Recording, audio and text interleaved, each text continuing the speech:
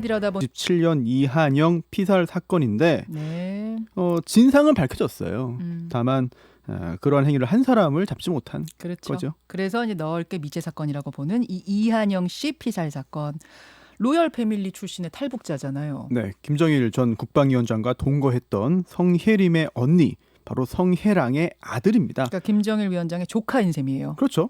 북한에서 쓰던 원래 이름은 이일남입니다. 네. 그런데 한국에 오면서요, 한국에서 영원히 살겠다는 의미로 이한영. 아, 한국에서 영원히 살겠다 해서 이한영인 거예요? 그리고 주민등록했어요. 우리나라 와서. 예. 그때 한국에 들어온 날짜를 이제 생일로 정하기도 했습니다. 그러면 북한에 있을 때는 어느 정도 대접을 받던 사람입니까? 어릴 때는 뭐 평양 시민 평균보다 뭐 조금 높은 정도였대요. 그런데 김정일과 성혜림이 69년에 동거를 시작하면서 확 달라졌습니다. 예. 고급 아파트로 이사가고 또 김씨일가 전용 의료기관인 이제 봉화진료소를 이용하기도 하고요. 또 최고 엘리트 코스인 만경대 혁명학원에 입학하기도 합니다. 또 김정일을 비롯한 가족 외에는요, 모두 다 존댓말을 썼대요.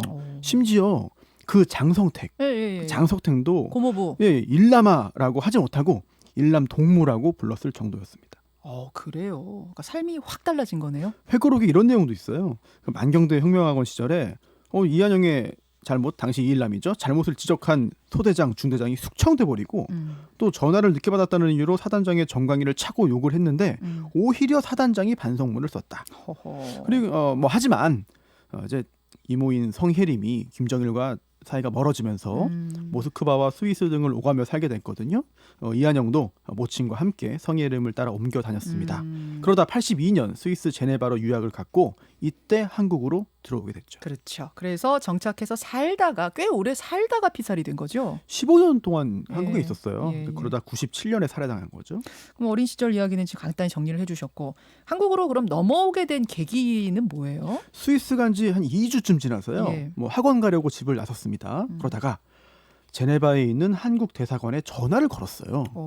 내용은 나는 북한 외교관이다. 내가 북한 외교관 여권도 있고 공무원 여권도 있고 여권이 총 3개 있는데 혹시 미국 여행을 할 방법이 없겠느냐. 라고 한국 대사관에 물어봤어요. 네, 우리 대사관이 발칵 뒤집혔죠. 그랬겠네요. 그래서 일단 만나자고 해서 만나는데 성공합니다. 예. 그리고 이후에 정보기관의 어떤 작전 하에 프랑스, 벨기에, 독일, 필리핀, 대만 거쳐서 김포공항으로 들어옵니다. 아니 미국 여행 가고 싶다고 했는데 어떻게 한국으로 오게 됐어요? 일단 한국 가면 그 다음에는 언제든 미국 갈 수 있다. 그러니까 일단 서울로 가자. 설득이 통한 건데요. 그러니까 우리 저 안기부가 우리 정보기관이 설득한 거군요. 맞습니다. 망명을. 네. 처음에는요. 이제 자신을 나는 지도자를 보좌하기 위해서 수업받고 있는 청년이다. 이렇게 소개했어요. 그러면 근데 그 정도 인물도 그 당시에 우리 정보기관은 당연히 크게 환영하죠. 그렇죠. 중요한 정보원이 되니까. 그렇죠. 그런데 실제로 조사하는 과정에서 김정일의 조카라는 게 밝혀진 겁니다. 그냥 고위층이 아닌 조카. 지금도 아니고 그 시절에. 그거 얼마나 대단한 일이겠습니까? 그야말로 난리가 났는데 당시 김정일의 후계자인 김정일의 이제 조카인 거고 또 한동안 실제로 가깝게 지내기도 했고 네.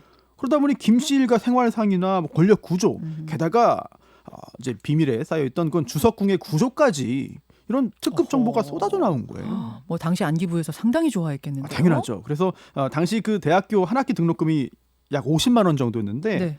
그때 특별 정착금으로 1억 원을 지급합니다. 이야. 네. 하지만 금방 탕진하고 말았죠. 와, 그 얘기는 이제 어린 나이에 혼자 낯선 곳에서 살게 됐으니까 좀 절제가 쉽지 않았던 모양이네요. 아무래도 북한에서 또 이렇게 로열 패밀리로 한동안 또 생활했기 때문에 그런 것도 남아 있었을 거라고 짐작이 되는 거고요. 그렇죠. 여러 가지 문제를 괴로워하다가 자살 시도도 했어요.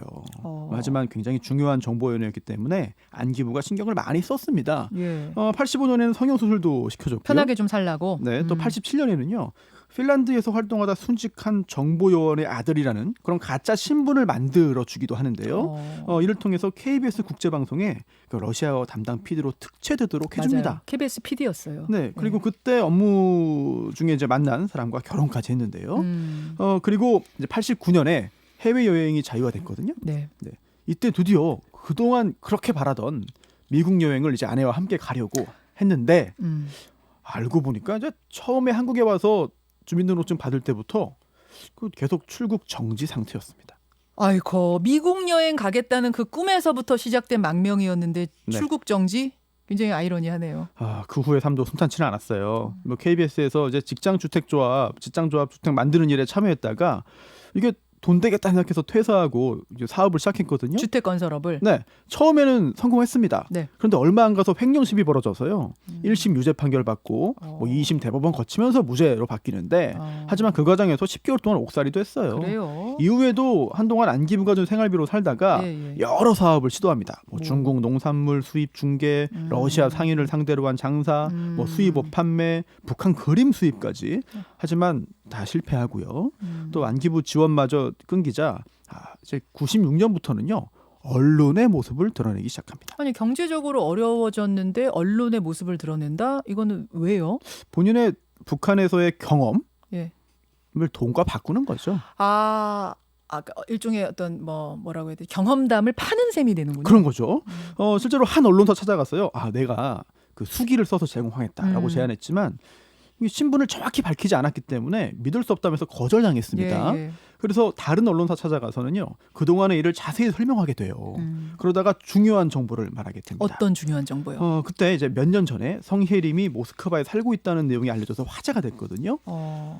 이한영이 그곳의 주소와 전화번호를 안다고 말한 거예요. 김정일 위원장의 동거녀였던 성혜림의 전화번호 주소를 안다? 네. 그러면서 이 씨가요.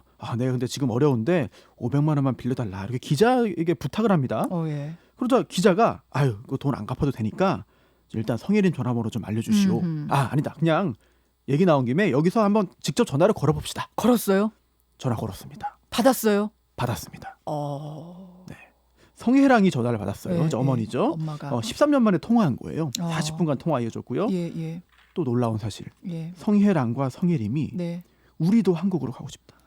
서울에 살고 싶다. 우리도 서울 살고 싶다라고 그 전화 통화에서. 대특동이죠. 아니 성혜림이면 여러분 그러니까 김정남의 어머니인 거잖아요. 그렇습니다. 김정남 어머니. 네, 맞습니다. 예.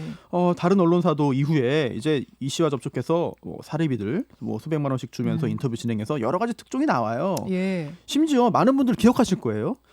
TV 토크쇼도 나왔습니다. 이주일 쇼 나오지 않았어요? 예. 김 씨 일가 사생활을 폭로했어요. 예. 그리고 96년에는요.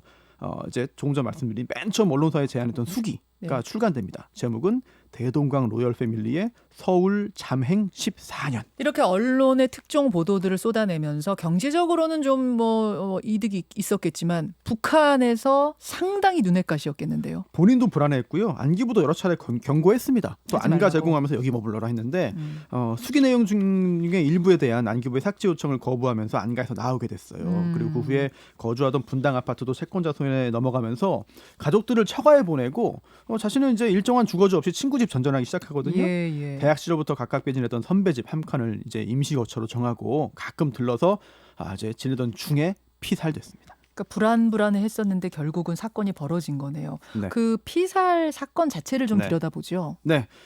돈 때문에 신분 노출하고 책도 펴냈지만 이제 북한 자극한 걸 후회했거든요. 예. 그래서 다시 성형 수술하고 가족하고 완전히 잠적하고 싶다고 했지만 그럴 여건도 되지 못했습니다. 특히 96년에요. 강릉 무장공비 침투 사건이 있었어요. 있었죠. 그리고 또 그 후에 황장엽 전 노동당 비서까지 한국으로 옵니다. 결국 북한의 첫 보복 대상은 내가 될지 모른다. 이렇게 불안해했습니다. 그리고 실제로 북한 특수공작원이요. 이한영의 행방을 쫓기 시작한 게 그 무렵이었던 걸로 보입니다. 황장엽 씨가 넘어온 다음부터 네. 그 자기를 찾고 있다는 거는 어떻게 알아요? 피살 후의 경찰 수사 결과에 따르면은요. 96년 11월에요. 네. 40대 남자로 추정되는 사람이 가명으로 이제 이한영의 이전 주민등록지 동사무소에서 네. 주민등록 초본 2통을 발급받아가요. 그 당시에는 그게 가능했죠. 다른 내가 사람이 내가 떼낸 받을 게. 돈이 있다, 네. 돈 못 받았다, 맞아요. 떼가겠다라고 떼간 건데, 근데 그때 그 사람이 말한 그 종로 사무실이 존재하지 않았어요. 그럼 그때 거주지가 노출된 겁니까? 그런데 그때는요, 안기부 안가에서 나온 다음에 주민등록 말소된 상태였거든요. 그래서 그 당시 그 11월에는 실제 거주지가 노출되지 않았을 겁니다. 하지만 해가 바뀌고 97년 1월에 그 대학 선배 집으로 전입 신고를 해요. 예. 그로부터 열흘 뒤에 서울의 한 심부름 센터에 어떤 남성이 전화해서요. 예. 이한영의 주소지를 찾아달라. 라면서 2차례에 걸쳐 45만 원 송금합니다.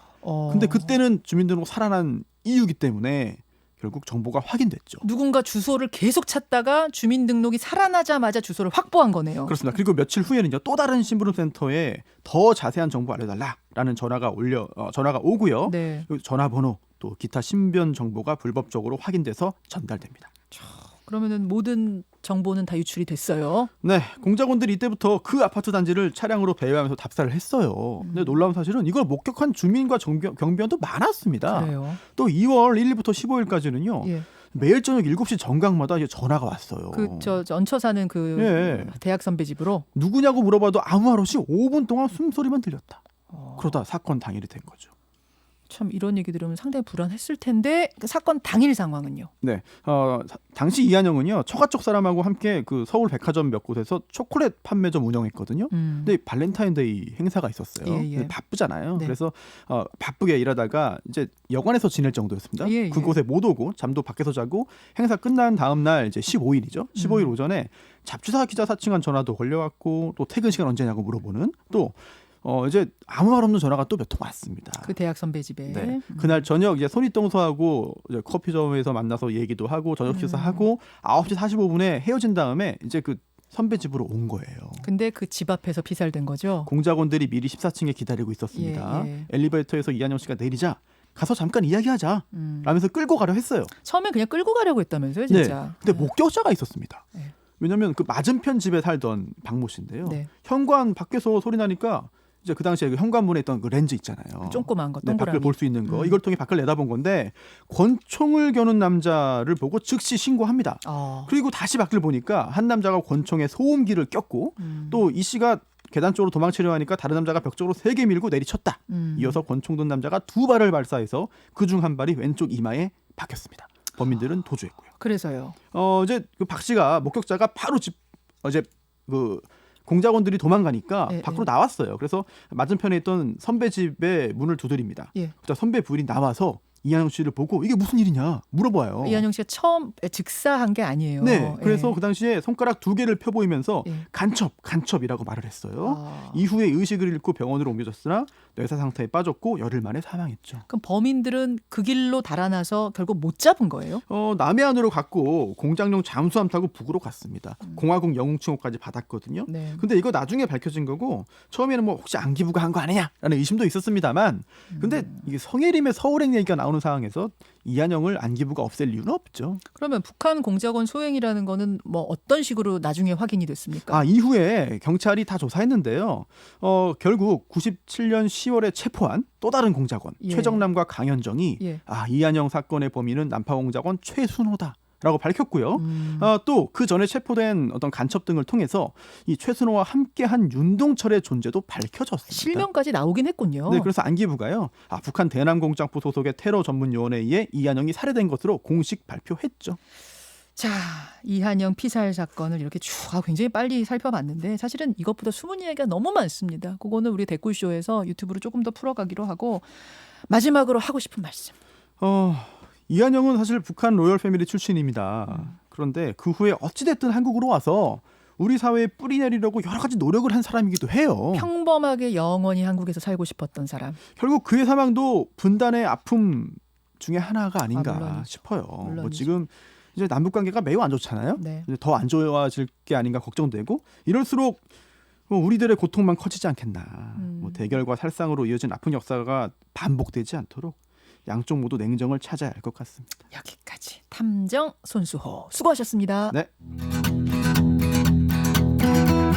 김현정의 뉴스쇼는 청취자 여러분의 참여로 이루어집니다. 트위터, 페이스북, 레인보우 게시판, 그리고 단문 50원, 장문 100원의 유료 문자 샵 1212, 우물정 1212 통해 참여하실 수 있습니다. 김현정의 뉴스쇼, 여러분과 함께 만듭니다.